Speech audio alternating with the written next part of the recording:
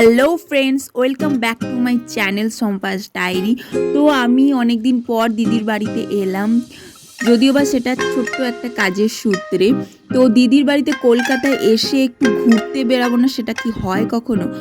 যাচ্ছি আমরা new town. এতদিন ফোনে, ইনস্টার, ফেসবুকে দেখে আসছি বিশ্ববাংলা। তো আজকে সামনাসামনি দেখবো। আর জিজুর এখানে আসা প্রায় প্রতিদিন, কারণ এখানে বিশ্ববাংলার একেবারেই পাশে আমার জিজুর অফিস। দেখতে পেয়ে গেছি সেই 4 পায়ে দাঁড় করানো ঝুলন্ত রেস্টুরেন্ট বিশ্ববাংলা। তো ওয়েদারটা খুব খারাপ ছিল, সকাল থেকে বৃষ্টি হচ্ছিল। আমরা যখন বেরিয়েছিলাম তখন বৃষ্টি হয়নি।